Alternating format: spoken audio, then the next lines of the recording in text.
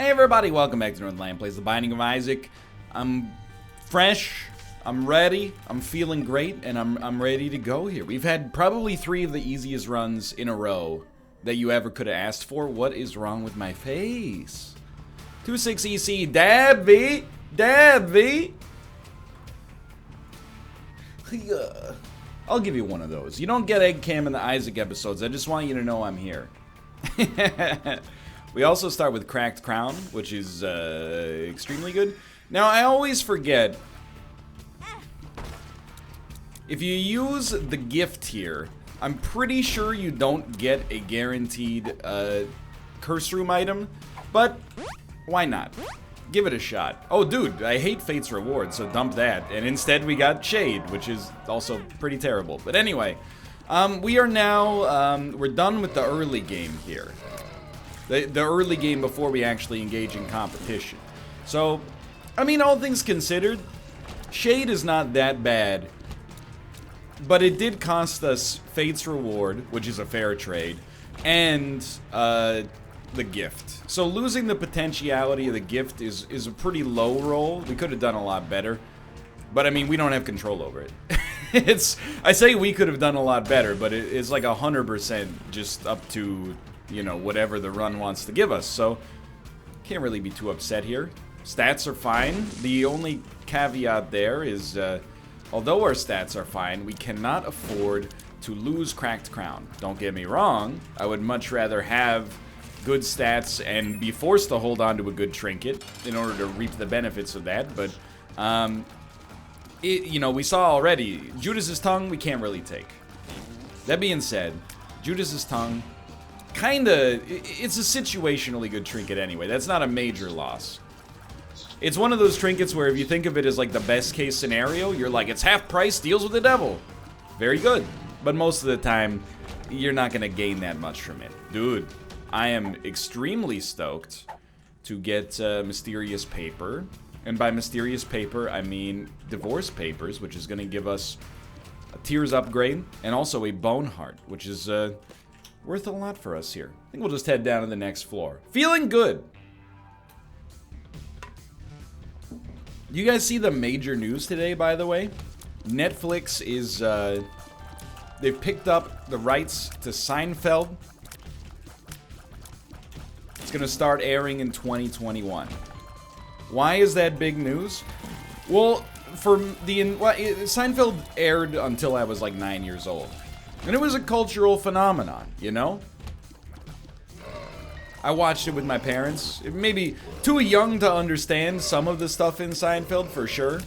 Like whether or not a man is sponge-worthy or not. But you get some of the zany stuff, and the kids just love Kramer. What can you say? The kids are like, the way he comes through the door, it just makes you laugh. But the way I've interfaced with Seinfeld for the majority of my adult life is just turning on literally any local network affiliate, no matter what city you're in. At some point between the hours of like 6 p.m. and 11 p.m., they will run a 2-hour block of old Seinfeld reruns. You never get to choose what you're watching.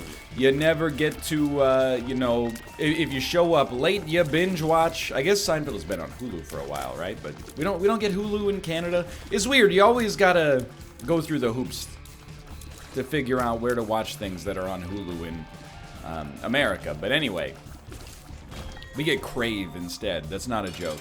Also, Crave is pretty good. I'm not mocking Crave, but I am very upset at the room that we're in right now.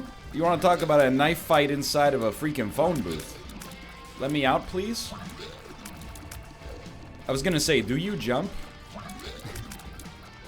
It's kind of like fighting Gertie, you know? We just gotta dodge when he's gonna shoot. You want to move after he calculates where he's gonna send the shots. Thank you, Shade. You're doing incredible work. Or should I say, Donka Shade. That's a little bit of a cultural joke, you know? Use it as a bilingual bit of humor. I will take this pretty much just because I want to deal with the devil precedent right now. So, the reason I think it's big news is what the heck happens to all those local affiliates now? Like, if you're King 5 Seattle, Doesn't your entire business model hinge on two things? The nightly news, I suppose the weather as well, but the nightly news, including the weather, and also old Seinfeld reruns? Like, what are you gonna do once people can watch whatever Seinfeld episode they want to watch? It's like being a country that controls like 75% of the world's petroleum reserves. If you've got the Seinfeld, people will come to your network to watch it. It lets you sell advertising revenue. Sure, why not? Let's get funky here. Small rock, please. Is okay, but we could really use a little bit of a damage injection. I am gonna sack some. Okay, that's pretty good. Help. Fortunately, we can't open that up, but still. Getting a guppy item there was worth it. And dude, now I can finally, I'm giving you the Northernlion content roadmap, okay? 2020, me and Malf, we're gonna do March Medea-ness. We're gonna watch all of Tyler Perry's Medea movies in March. There's 21. There's more than 21 days in March. Seems to work out okay for me. Dude, Ipecac, thank you. 2021, I don't know what we're gonna call it yet. I gotta pick a name that hasn't been taken. I'm thinking like maybe the Kramer Cast or something like that. Malf and I discuss every single episode of Seinfeld in order.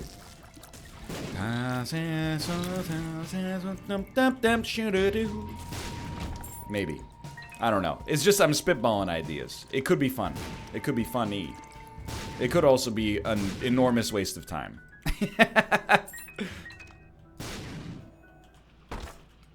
Ooh.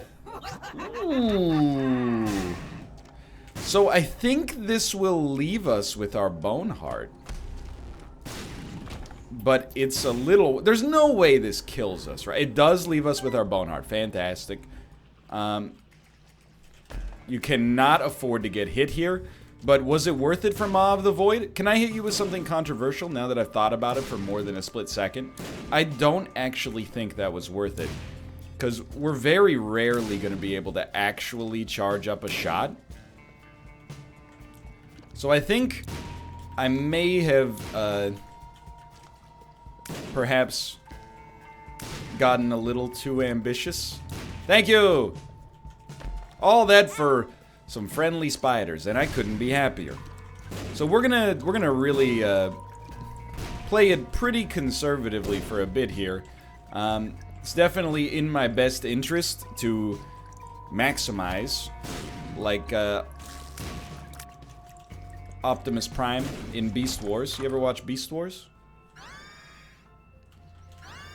It's like it's either a British or Canadian, thank you, Transformers, where all the Transformers are animals. And I mean, it's legitimately Transformers. I know you're thinking of Beasties. Look, it has regional names, okay? You think I would bring this stuff up if I hadn't researched it / lived it? What's it like to think your experience is the default for everybody on planet Earth? That's right. I got you. I got you on camera. Okay. Spirit Heart, please. Y'all, thank you. I really appreciate that. This run is very, very interesting so far. I don't think we can get this, dude. Maybe not. It's very interesting so far. I think we should be okay, but it just takes one bad room for things to go pretty freaking sideways. Like a movie starring Thomas Hayden Church, Paul Giamatti, Virginia Madsen, Sandra Oh, directed by Alexander Payne. Considered one of 2004's best films. Temporarily destroyed the Merlot industry, but you know, I mean, I was 15, so what do I care? Caves 2. See, this is a spicy room. Just keep your wits about you. You're doing okay. Nah. Anyway, what was I talking about mere moments ago? Seinfeld? Prior to that? I don't remember, dude. It's okay. Haven't gotten into the podcasting. I mean, it's weird because, like, this is a podcast. There's kind of like a podcasting boom. It's been happening for years. I don't listen. I still only... Don't tempt me, please. I still only listen as far as podcasts go to like, I mean, I listened to Serial. I thought Serial was good, if a little bit maybe problematic. But I listened to Serial and I listened to Hardcore History. Hardcore History is just, I know I talk about it without fail at least 5 or 6 times a year. But like, it's the greatest podcast in history. I've been listening to the same 20 episodes of Hardcore History for literally 8 or 9 years. I've finished like 2 of them on particularly sleepless nights. But for the most part, every time I listen, I hear something new, and I'm also like, I'm out like a light. As soon as Dan Carlin says, you know, end quote, that's like my body's Pavlovian trigger to fall asleep. It's such a good podcast that, you know, that's good. It's such a good podcast that, you know, sometimes you forget how infrequently it actually comes out. Like, the last episode of Hardcore History that came out was in, like, January of 2019. And it's not like it was a weekly show, and then, you know, they've had a little bit of a lapse in content due to a creator sabbatical or something. It's like, you know, for 10 years, he's been putting out 2 to 3 episodes a year. And it rules. In many ways, I think Dan Carlin and I are like the exact opposite of one another when it comes to content creation. All of his content is incredibly well-researched, thorough, carefully considered, etc., etc., etc. Every single one of the pieces of content I produce is just like, I'll just say whatever pops into my head, and if I'm wrong, whatever, we'll deal with it.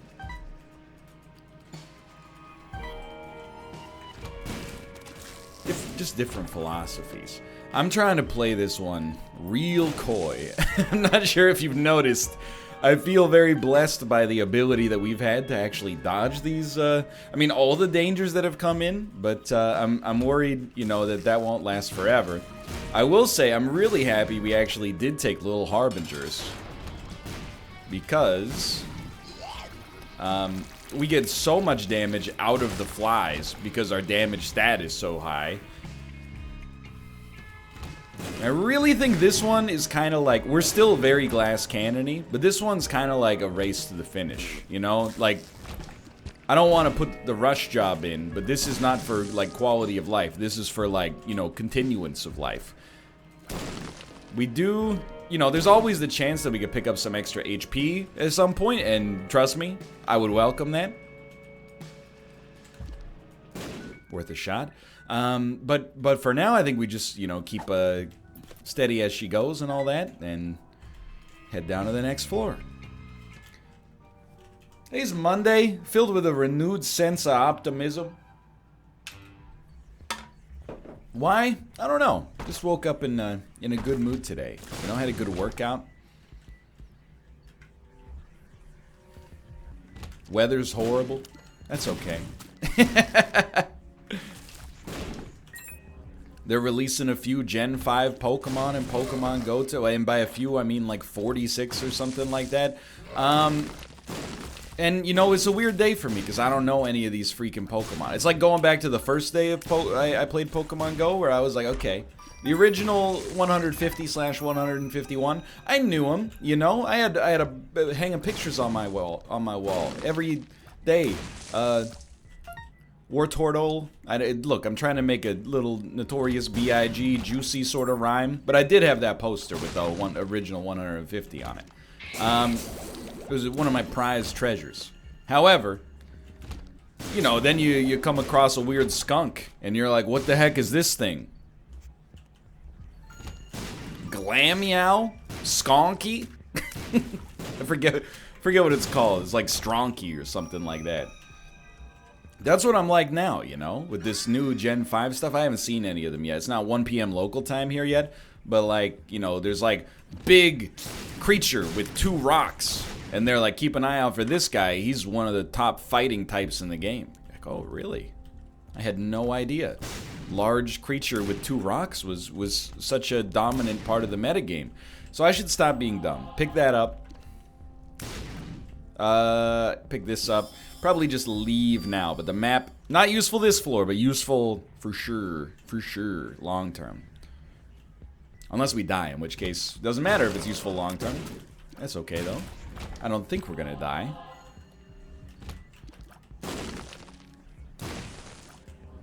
Also, dude, on Sunday, I've been playing Deadly Premonition. What a game.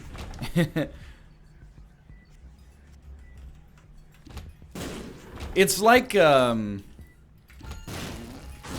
mean, you don't, I'm late to the party on Deadly Premonition. It came out literally, like, I don't know, over 10 years ago, something like that. That was so bad. That's the first time we've been hitting, like, 3 floors, though. It's been out for a long time. And I will say, I'm not going in completely sight unseen. I did watch, like, 2 videos of the giant bomb playthrough of Deadly Premonition, I think it was. I'm talking about, like, this is when I taught in Korea, I think. The Endurance Run. I still remember the name. James West, Tame in the West. So I was slightly familiar, but had essentially, like, no memory whatsoever.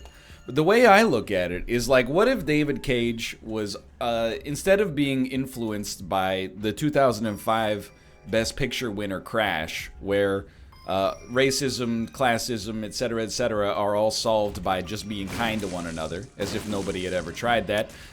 What if instead of being inspired by that, he had been inspired by, like, Twin Peaks and Mulholland Drive and, you know, and basically just David Lynch. And then also was free from the shackles of AAA development that required you to release a product that was, you know, relatively high in mass appeal so that you could recoup some of your investment.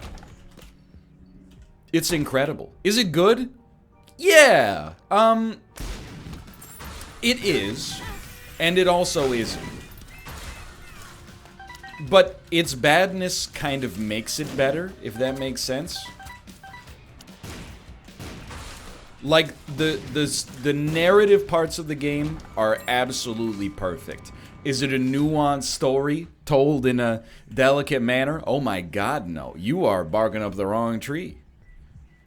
But for what it's going for, those parts are perfect. How's the gameplay? It's pretty much horrible. And that's why it's so good. I know, it's a little strange. Is it so bad it's good? No, not really. I think it's like, the jank adds a little bit to the charm. And actually, it weirdly, like, informs the narrative. Because it's hard to tell how much of it is designed deliberately to be weird and how much of it is weird by accident.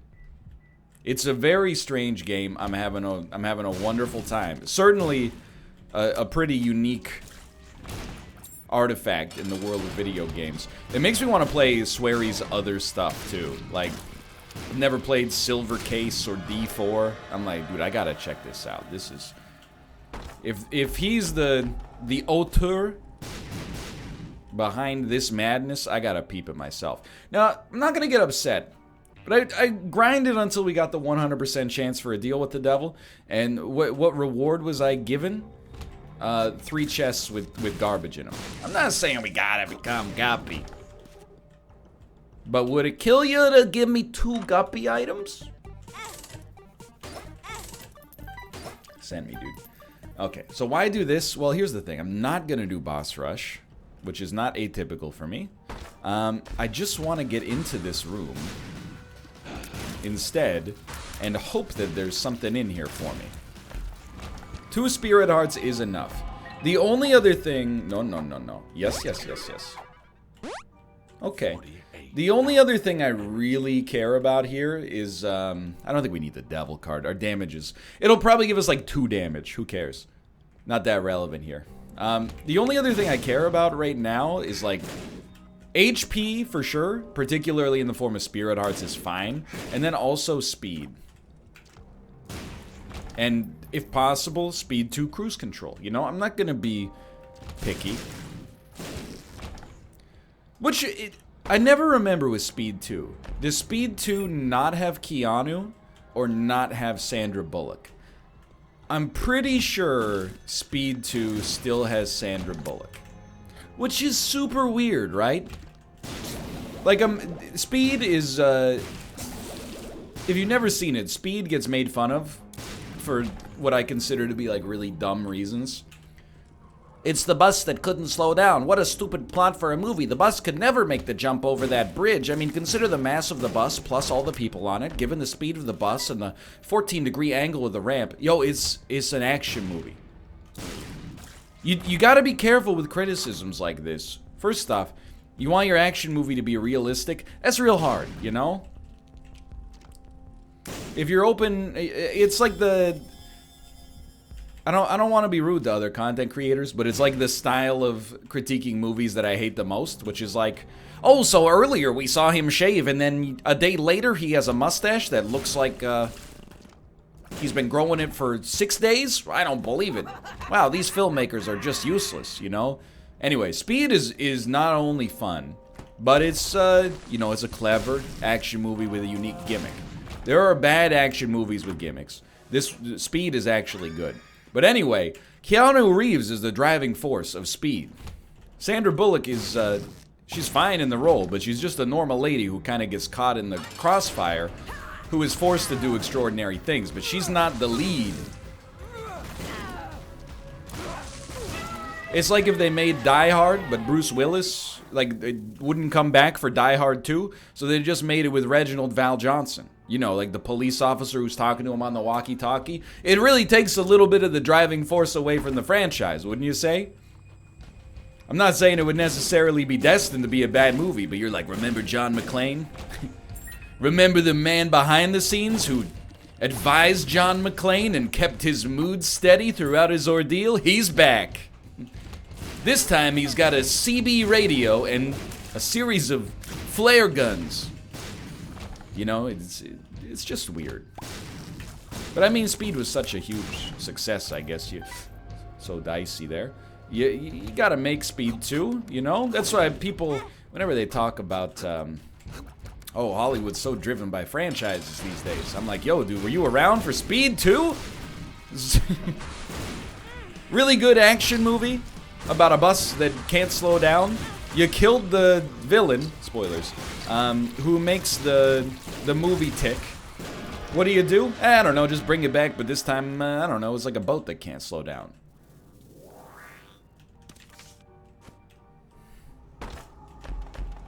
Pandora's box is really good on this floor, at least, but our deals with the devil have been mighty rude. Do appreciate it. You know what? I appreciate the speed upgrade. Why wouldn't you? Pills? Are you a wizard? No. Shouldn't have even taken it because it's a little risky, but we'll take it. I mean, we already took it. And will we Emperor card right away? Let's see if we can... If we don't have a curse, I don't think we should Emperor card here. I think we should wait till the Cathedral. Anyway. That's not to say that there's, you know, not over franchise saturation now. I don't know. I'll tell you the same thing I've said 100 times.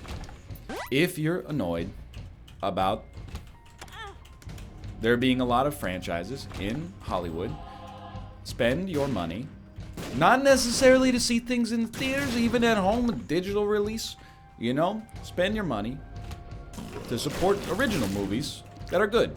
There's tons of them. Like John Travolta and Fred Durst in The Fanatic. My hard-earned $6 got filtered through Google Play Video, and then surely the production company will see, you know, like a couple bucks there. You gotta support good media. You can't just be on Twitter being like, wham, wham, Disney, wham, wham, Universal, wham, wham, Warner Brothers. You gotta go see some of those A24 films in theaters. You can't just see them for free and then lament that they're not making any more of them. That's my two cents on the subject, at least. Okay.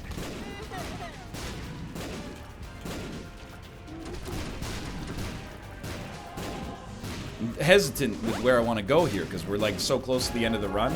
Is another pretty easy run, but I have to say it. We played really well.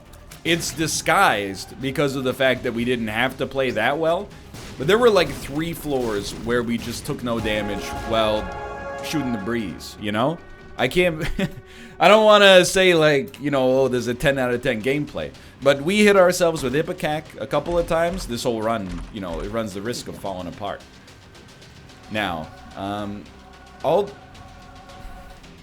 is spooky.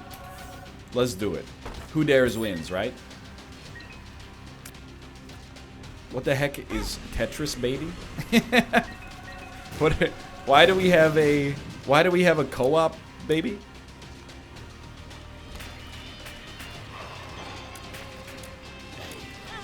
It's a very strange circumstance.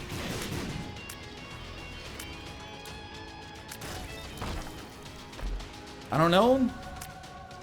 Oh, you know what? It's probably,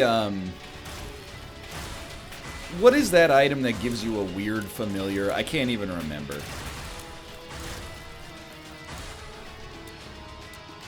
You know, when you pick it up, it's like, hey, you get a familiar. Is this in this game or is this a mod? I don't know. I'm dying. It's like the D100 hit the A button on my controller. Come on. A single, more than a single demon heart. Thank you. I do kind of want to re-roll this run. Like, Mom's Knife is great, but, you know, I mean, it's no Tech X. So, right now, I don't want to count the chickens too much, but we're feeling pretty... we shouldn't have even gone this way. We're feeling pretty A-okay about things. D100 could screw us, but is fairly unlikely. Oh my god, the stats, dude. Like, you seen the rate of fire we got here? It's pretty unlikely because a lot of the items that can screw us, we already had, you know, in the form of Ipecac. Oh, interesting. You know, I think we'll just roll Book of the Dead. It's just a really high stat run, which is, it's a big positive. Oh, say what you will about Switzerland, but the flag's a big plus.